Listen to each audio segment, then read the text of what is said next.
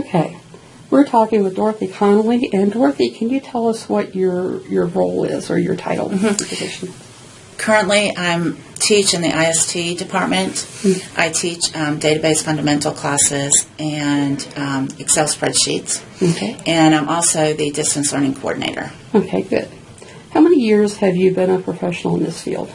15 plus. I started part-time here at Blue Ridge in the workforce development side as a computer coordinator.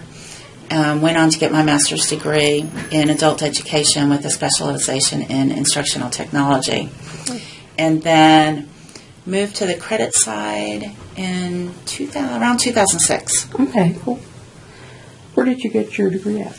At George Mason. At George Mason. Okay. Describe here we go. Describe your specific role as a professional. Okay. Well, like I mentioned, I teach a database fundamentals class and a spreadsheet software. And occasionally I teach our intro to computer classes called information literacy. Okay. And I'm also the distance learning coordinator. Okay. And that is not a full-time position. We, Blue Ridge decided just to create that position as a part-time faculty. So I get release time for that position. Okay. And as distance learning coordinator, I coordinate the training. All of our faculty that teach distance learning courses must receive formal training. Okay. So I put together a schedule of training that is approved by Blue Ridge for faculty to complete. They also can complete master's course level work as part of that certification. But we want to make sure all full-time and part-time are certified. Okay. So I do the scheduling, and then I also facilitate some of the training. I'm certified in Quality Matters to offer the Quality Matters workshop here. Can you tell us a little bit about the Quality Matters? Yeah, Quality Matters is based on a rubric, and the rubric is faculty-driven, which means that it was developed by faculty for faculty. And the emphasis is on design, not delivery. Okay. So they want to make sure that faculty design their course so students know exactly what is expected. The course objectives are written in a measurable way. They're aligned with course materials, learning activities, and assessments. Do you find that since you've begun using the Quality Matters, that you've seen a lot of improvement in courses? Yeah, and even faculty that take the workshop, they come in thinking, okay, this is just going to check off my list for being trained. Right. But within a couple hours, they're amazed at some of the things that they say they're going to change immediately, and then some long-term changes. Okay. But yeah, it has been very beneficial. Good. Regarding in distance learning aspect, what trends are likely to have a large impact on teaching, learning, or education over the next several years? I think the trends to offer distance courses will be faculty deciding do they want to offer through synchronous and or asynchronous modality. And with the growing trend with technology, we have what's called Panopto here. Faculty can record their lectures and then put them online. So students that are on distance courses, they still have the benefit of that lecture. They can hear students asking questions and the interaction. So it's not just as simple as putting your PowerPoint files and text documents online. It's getting students to be interactive with the course material. Okay, good. How do you see the trends impacting decisions that you make and what you do? Well, the first thing we look at are the needs of our students. What are the needs of our students? And one shoe doesn't fit all.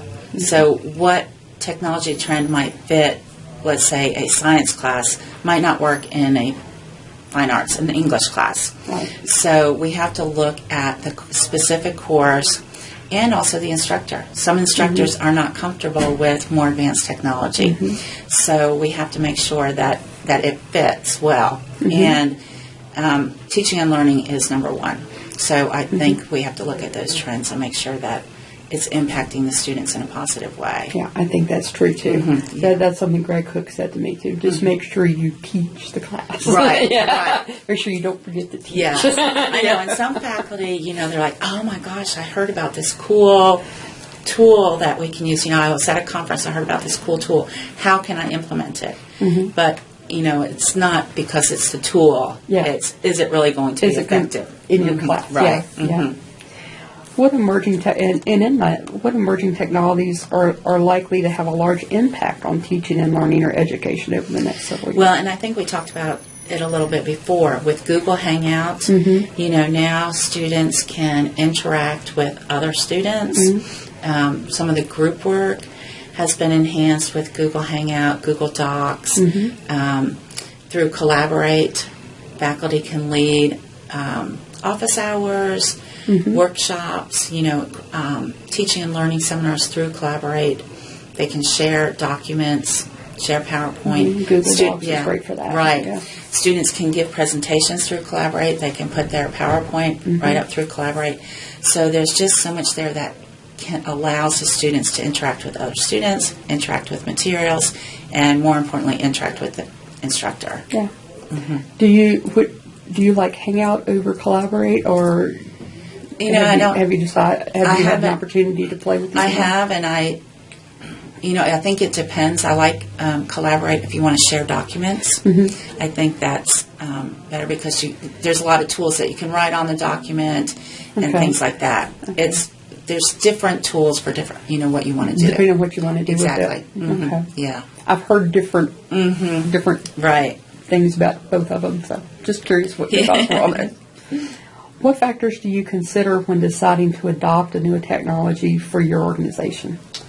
I think first and foremost is the impact on the students. A lot of our students live out in rural areas, and some of them don't have internet connection or high-speed internet connection. So we have to think about that. I know this has been several years ago, but one of our Spanish classes was online, and the students had to record their voices, and some of them also were synchronous, and that student had to drop the class because they didn't have high-speed internet access, so they couldn't take it. So that's, we have to think about that for our students. And then, as we mentioned earlier, is it an effective teaching tool? And how is it used? Even though we might have an effective teaching tool, the faculty member might not be using it, I hate to say correctly, but to benefit the students. And we also have to consider cost for Blue Ridge and then cost for the students.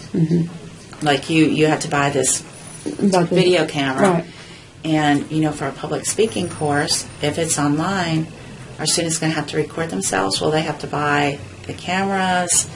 Would we provide it here if they want to come here? So there are a lot of factors that you have to consider. Okay. That makes a lot of sense. What challenges are likely to have a large impact on teaching, learning, or education over the next several years? And I think you've probably mentioned some of those already. I think so. And I think maintaining and keeping up with new technology. Without going to conferences or talking to colleagues and networking, it's hard to just be on the computer, on the internet. What's new? How is it effective? It's hard. It's just hard to keep up with it and then maintain it. Does the state budget cause you problems under being a state institution as far as getting to, different That's a good question. Conferences and things like that? Blue Ridge is really good about trying to provide what faculty want, even if it's an individual faculty member. But the BCCS is also good at getting a state license, and then it's less expensive for individual schools. For all 23 community colleges. Right now we use Atomic Learning. Liberty does too. Okay, and that's a statewide license that individual schools can then, you still have to pay the individual school, but it's cheaper because of a state license. And that's a great application for students to go in. Yeah, I know. I've been going on there looking at Prezi, trying to look at Prezi and that, and that's pretty neat. Yeah, that is. That's pretty cool. And we developed some individual sections. You can create your own modules, which we did for students that are having trouble with basic computer skills. And some of the tutorials that they didn't have, another instructor and we created mini tutorials Oh. So we could record our own and put them right into Atomic Learning. Oh, that's neat. So Yeah. that we have a separate Blue Ridge tab that they can go into. Oh, cool. Yeah. Neat. So that's just one application to help students. And I mean, there's also resume building in there, presentation skills. So it's not just computer, it's not just Right, technology not just application skills. skills, Right, yeah. there's soft skills as well. So that's one application that the BCCS shares. That's great. Cool. This is a good one. Describe any ethical and legal issues that are of concern in your job. That is. We just all that one. No. One thing, of course, site licenses, making sure that we don't go over with our site licenses. But a big one right now are copyright issues. Yeah, that's always a big one. Yeah. We, Dr. Young, our VP, asked me to lead a committee to look at instructional resources. Okay. And I know a lot of schools and even the BCCS are trying to go push OER, Open Educational Resources. But that's not Dr. Young's push. He just wants to make sure that faculty are looking at textbook costs and being able to justify. So if there is a textbook that costs $160 and one that costs $500, make sure that we compare and that we're able to justify that the students need the $500. Right. If they need it, then that's fine. But we want to be cognizant of the cost to students. The other thing he wants us to look at are instructor-developed materials. We have some departments here that develop course packets and then duplicating services, duplicates those. The concern with that is copyrighting.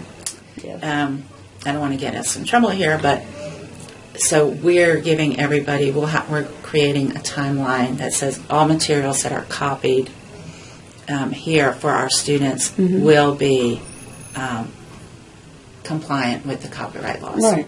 Well, they need to be. Yes. Yeah, they have to be. Or Yeah, like they have you to could be. get yourself in trouble. And, even the example Dr. Young gave is, faculty are turning students in for plagiarism, and the students are saying, my instructor is not citing everything, that they're using. So make sure that we're practicing right. what we preach. Well, you have to set a good example. Exactly. And then the other thing with copyright and OER are, we also want to look at if we are using electronic materials, and it doesn't even have to be all OER, but if we're using electronic materials, what is the cost to Blue Ridge when students print them out here?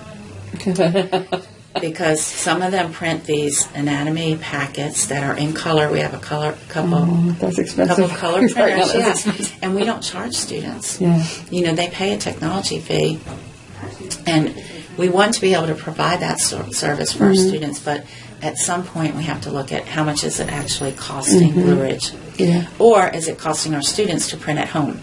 If they're not coming to campus, Right. How much is it costing? So those are some current concerns that we're looking at, and we're creating a instructional resources guideline that faculty should be aware of things that we're doing. Yeah. So, I think all of that with the applications that we're using, the license issues, and the copyright are concerns. Yeah, I think that's a good idea. Very good. Last one, and this is probably one. Yeah. What advice do you have for future professionals entering the distance education field or educational technology field? I think that's a really good question. And here at Blue Ridge, we recommend that a faculty member teach a course at least 2 semesters before they start teaching a distance learning course.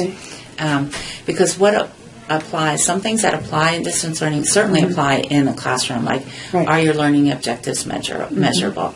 Are the materials, activities, and assessments aligned with the learning objectives? So you want to make sure that you get that right in the classroom, before you go online. Because you're not there to answer every question, in the classroom when students don't understand things. And it's not as simple as putting your text documents, your PowerPoint files online. That's true. You want to make sure that you can develop student to teacher interaction, student to material learning activities, and student to student. And providing clear written instructions is so important. Yeah. Because, and in the Quality Matters workshop, that's one of the things we think about and talk about, because when I write instructions, they make perfectly good sense to me. That's right. I wrote them, right? And then when you go back, and I'll go back with like software applications and do it, and I'll say, oh, there's 2 steps that I had to do before that. So I need to explain that, I need to explain that better. Yeah. So that's just really important, that they're really detailed. Providing rubrics for the graded assignments, so they know exactly how they're going to be graded ahead of time. And then timely feedback. That's really important, because again, you don't have that face-to-face. So anytime students submit assignments, feedback, not just checking off the rubric, but providing some written feedback is helpful. That's one thing that Quality Matters helped me with. We had to write helpful recommendations when reviewing a course, and you probably remember that. Yeah. That helped me providing feedback with students, because sometimes I would just say, you should do, you didn't do this, but instead, I like the way you explained this, but it might be helpful. So it's a more positive it's a more feedback. Positive feedback, yeah. Because again, you don't see them face to face. Right. And I'm probably jumping around here, but That's also okay. in your syllabus, letting students know, I will respond to an email within 24 hours, except on weekend and holidays. Where some faculty might respond 7 days a week. But as long as they know what to expect, then they're not emailing you back again 5 hours later. I haven't heard from you, and then 7 hours later. Yeah. And letting them know when you'll grade. I will grade your assignment within 7 days it's submitted, or 14 days. But, as long as you provide some timeline, then they know what to expect. Right. So those expectations of students, and then what they can expect from you, is really important. Exactly. So it's, some faculty think it's going to be easier. Oh, no. Yes, I know. Yeah. Hybrid classes are much easier to do than online classes. Yeah. All all online. Yeah. Because you don't want to leave the students hanging. You need to check every day and see, are there questions? And some of them will check, and some of them, right. They're like, oh, I didn't know about that. I know. Yeah. So just letting faculty know, I think, that it's not as easy. And some may have never used the learning management system. Yeah. And so that's a biggie. That's a learning curve That's right there as well. Right there. Then there's the ones I get, this is my first time. I'm not very good with computers. This is my first online class. I'm like, oh my God. Yeah. And that's when you link, okay, take these atomic learning little tutorials. So I'm like, excuse me, let me go take my Pepto. Okay, I'm back. Yes. I know. And we get that in the intro computer class here. Yeah. It's like, maybe you might want to consider taking a face-to-face course. Yes. I'm like, then why did you sign up for that? I don't write that in my head. Oh, gosh, why did you sign up for online class if you don't know anything about computers? Okay, let's go. Right. Okay, glutton for punishment. Okay. We'll get through this. 8 weeks. Only 8 weeks. Okay, we're good. Like, you're testing me again, aren't you? Yeah, most of them work really hard, though, and they do. They get through it. You'd be surprised. Those people will pass the class. Yes. It's the ones that claim they know a lot about the computers. And then they feel like they don't have to do the work. But I know it. Yeah. Well, okay, prove it to me.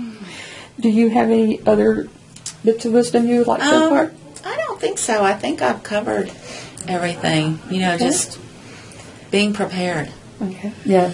And prepared for everything. And the syllabus is so important. Yes. Again, to, include all of the expectations. And even, and what I didn't mention for our distance students, including resources that are available, not only on campus, but as distance students. So, like, we have the 24/7 library and chat. That's available. The atomic learning. We have online tutoring through, that's what I through Smarter Thinking. Oh, okay. That's something that we pay for, and our students get so many hours of free tutoring, 24/7 tutoring, in most general ed subject areas. So that's available, but making sure that students know where to access those and what's available and where to access that. That's a good idea, too. That's Yeah. really important in an online class. Yeah. The extra student services that we provide. That's a good idea. Yeah. Yeah. Very good. Well, Dorothy, I appreciate you taking Thank the time you. today, and thank you so much. Thank you, and good luck with your class. Thank you.